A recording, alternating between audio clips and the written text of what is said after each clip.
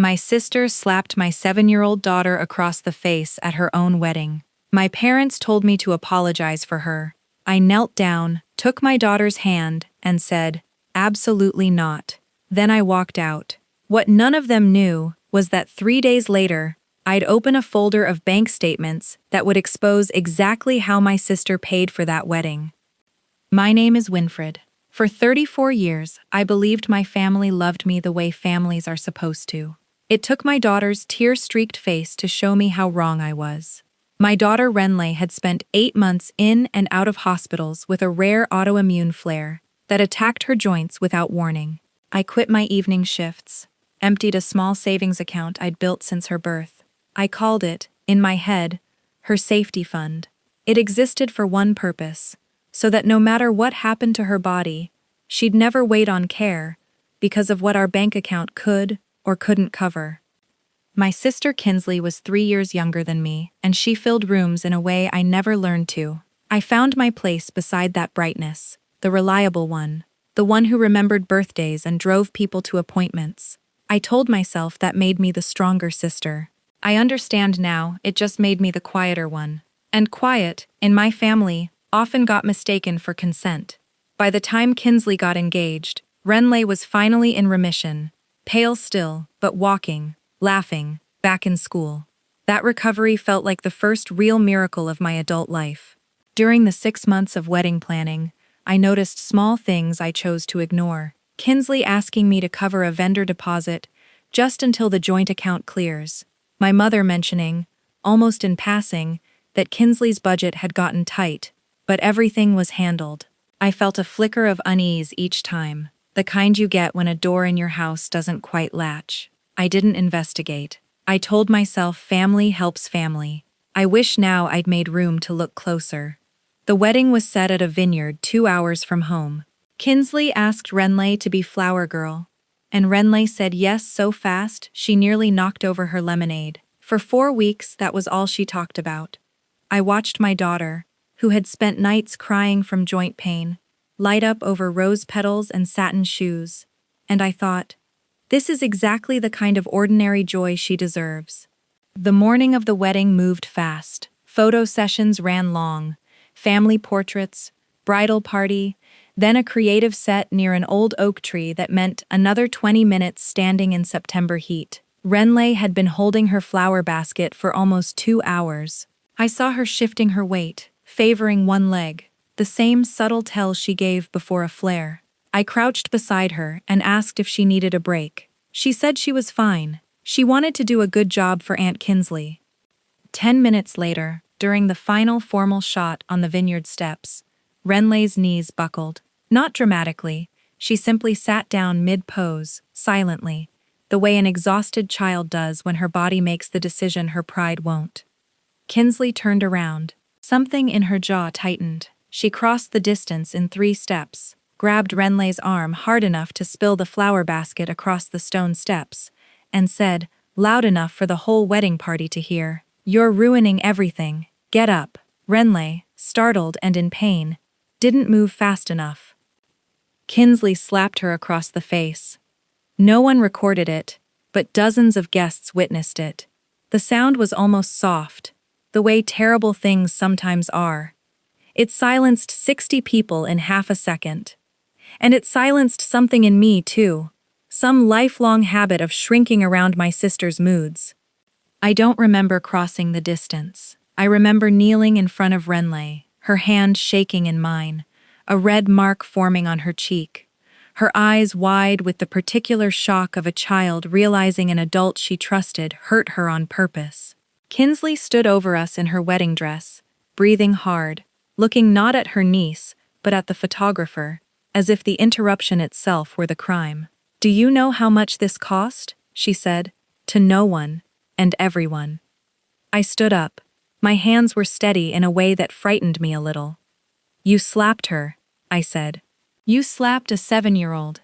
She embarrassed me in front of 200 guests," Kinsley snapped. "I didn't hit her. I redirected her." I looked at my parents, expecting outrage. Instead, my mother, Bernarde, put a hand on my arm and said, low and urgent, "Winfred, please, Not today. Just apologize for her being disruptive. Apologize for my daughter, whose only crime was a body that had betrayed her for 8 brutal months, and finally, quietly, gave out at the worst possible moment. My father wouldn't even meet my eyes. Let's just get through the last shot, he told the photographer. We can talk later. Later, as if my daughter's tear-streaked face were an item to be scheduled behind the seating chart. I knelt back down to Renlay's level, took her hand, and said the only 2 words that felt true. Absolutely not. Then I lifted my 7-year-old into my arms and walked away from that vineyard, past the gasping guests, past my sister in white, past my parents, and I did not look back once. It didn't feel like victory. It felt like grief, like watching 34 years of belief dissolve in 90 seconds. Renlay cried the first 20 minutes of the drive home, then fell asleep against the window. I didn't cry until I'd put her to bed and checked the fading mark on her cheek. My phone had 11 missed calls. My mother, my father, Kinsley, an aunt apparently deputized to smooth things over. I answered none of them.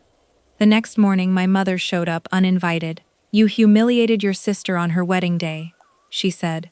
200 people watched you storm out. 200 people watched you storm out, I said. I just made sure that didn't become the story. She was under so much stress. You know how she gets. And Renlay has been very dramatic since the diagnosis. She meant it enough to do it in front of 200 witnesses, I said. And you meant it enough to ask me to apologize for the child who got hurt. For the first time in my adult life, I watched my mother search for an argument and come up empty. She left without apologizing, only a warning that this family doesn't need any more drama, as if my daughter's bruised cheek were somehow my fault for failing to absorb it quietly. 2 days later, a cousin who'd attended the wedding posted a vague but pointed account of it online. Kinsley made the mistake of replying herself, defending her actions, and calling Renlay overly sensitive and attention-seeking. She didn't need to name anyone. Enough guests recognized the story. Within a day, the comments turned sharply against her. My sister, who'd spent her whole life commanding a room with charm, learned that charm doesn't survive a comment section reading the plain facts of what she'd done. I want to tell you something about myself that matters here. I've worked in accounting for 11 years. Precise, unglamorous work. 2 days after the wedding, while pulling money from Renlay's medical fund for a follow-up bill, I noticed $8,400 missing from an account I hadn't touched since March. I called the credit union, and what I learned over the next hour unraveled something I hadn't known was still standing. 4 months earlier, overwhelmed with medical appointments, I'd added my mother as an authorized user on a linked household account. Not the safety fund itself, just for convenience with bills. What I hadn't known was that she'd used that access to authorize 3 transfers into Kinsley's wedding account over 4 months. Small enough each time to hide in ordinary fluctuations, large enough together to cover nearly a fifth of the vineyard deposit. My daughter's medical safety net had quietly funded her aunt's wedding. I sat with that for 2 full days before doing anything, because I needed to be certain I wasn't reacting out of anger alone. I pulled every statement, printed every transfer confirmation, the kind of clean, undeniable paper trail I'd build for any client. Somewhere in that process, the shaking in my hands stopped, replaced by something colder and far more useful. While building that file, I learned something else almost by accident. I called the vineyard's coordinator to request the raw, unedited wedding photos for my own records. She mentioned, almost apologetically, that Kinsley had called the week after the wedding, demanding the time-stamped originals be deleted to avoid confusion. The coordinator had refused, citing contract policy. That single detail told me everything about how my sister planned to remember that day if no one stopped her. Not as the moment she slapped a child, but as a story she could quietly edit down to nothing. I called a family meeting myself, something I'd never done before. My parents' dining room, the following Sunday. Kinsley arrived with her new husband, whole, freshly back from their honeymoon and irritated to have their Sunday interrupted. My parents sat at either end of the table like anxious bookends. I didn't raise my voice. I've learned that the loudest thing in a room is often the quietest piece of paper. I laid the statements out one by one and explained what they showed. I watched my mother's face go the color of old paper. I watched my father study his coffee cup like it held answers. I watched Kinsley's expression shift from confusion to defensiveness to something close to panic as she realized her husband was reading the same documents. "You used my daughter's medical fund," I said, "to pay for a wedding where my daughter got slapped across the face for getting tired after standing 2 hours in the heat. I want every dollar returned within 30 days, in writing, with a repayment schedule." "This isn't a discussion. This is a notice." Hull spoke first. He turned to Kinsley and asked, quietly, if she'd known where that money came from. Her silence answered before she could construct a defense. Then he asked, even more quietly, about the phone call demanding the photos be deleted. Kinsley's face told me she hadn't expected that detail to surface at all. My mother tried once more. "We were only trying to help everyone. It wasn't meant to hurt Renley." But the numbers on the table didn't care about intentions. Numbers rarely do. That's their gift, and their cruelty, in equal measure. What followed wasn't one dramatic reversal. Real justice tends to be slower than people expect. But it was real. Within 2 weeks, under pressure from Hull, Kinsley began repaying the fund in installments, verified through the credit union, not promises at a dinner table. My father, cornered by his own quiet complicity, admitted he'd known about the transfers and hadn't stopped them because he assumed I wouldn't notice or wouldn't mind. My mother never fully apologized. Some people are constitutionally incapable of that sentence. But she stopped calling to ask me to smooth things over for Kinsley. There was nothing left to smooth. A week later, my mother's older sister Karen, who'd always played the family's unofficial peacekeeper, reached out to me directly for the first time since the vineyard. I expected the same script. Think of the family. Don't make this bigger than it is. Instead, she told me she'd stood close enough to see the slap land, close enough to see Renley's face crumple, and that she'd regretted every day since not saying anything in the moment.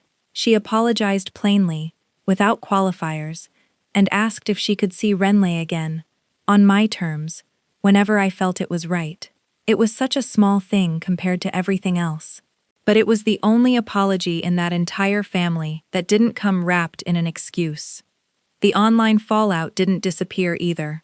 Weeks later, my mother mentioned, almost as small talk, that Kinsley had quietly left the community group after several former bridesmaids stopped responding to her messages. I felt no satisfaction hearing it, only a tired kind of confirmation that the truth I'd worked so hard to document was, in the end, the same truth everyone else eventually landed on, once the charm wore off and only the facts remained. The mark on Renley's cheek faded within days, the way children's bodies forgive faster than their memories do. But something in her changed too. She started asking why Aunt Kinsley didn't call anymore. I told her the truth, scaled to something a 7-year-old could hold, that some people, when they hurt us, need to earn their way back into trust, and that it's never a child's job to make that easier for them. Kinsley and Hull's marriage survived, technically, though I've heard, through my mother's clipped updates, that things between them never quite recovered their earlier ease. Trust, once you watch it crack in front of 200 witnesses, doesn't reset just because the money gets paid back. As for me, I stopped attending family gatherings that don't include an explicit acknowledgement of what happened. I've told my parents plainly, I will not bring Renley anywhere she isn't safe, and I will not perform forgiveness on anyone's timeline but my own. My mother calls it holding a grudge. I call it finally understanding the difference between loyalty and self-erasure, a difference I spent 34 years failing to see. Renley is healthy now, mostly. She still has checkups every few months, and some mornings her knees ache in ways she's learned to describe with more precision than any child should need. But she walks into every room now like it belongs to her, the way she did before the diagnosis. More than the repaid money, more than the apology I never fully received, that's the justice that matters most to me. Watching my daughter learn, at 7 years old, that when someone hurts her, her mother will not ask her to shrink so the room can stay comfortable. I used to think family loyalty meant absorbing whatever hurt kept the peace. I don't think that anymore. Real loyalty looks like what I did on those vineyard steps, kneeling down, taking my daughter's hand, and choosing her over everyone else's comfort. Even when that choice cost me a version of my family I'd spent my whole life trying to protect. My father still calls on birthdays, careful and a little formal, like a man rebuilding a bridge one plank at a time, unsure whether it will hold his weight. I let him try. I don't make it easy. I don't think I owe anyone the appearance of ease when the underlying trust hasn't actually been rebuilt. Renley has never asked me to explain the whole story in adult terms, and I've never offered it. What she understands, in the language a 7-year-old actually uses, is simpler and truer than anything I could have written for her. That her mother didn't hesitate, not even for a second, when it mattered most. So here's what I still wonder. Months later, watching Renley chase fireflies in our backyard, like nothing ever happened to her at all. If you'd been standing on those steps that day, watching your parents ask you to apologize for the child who got hurt, would you have knelt down and said, "Absolutely not"? Or would you have done what I almost did for 34 years, and stayed quiet to keep the peace?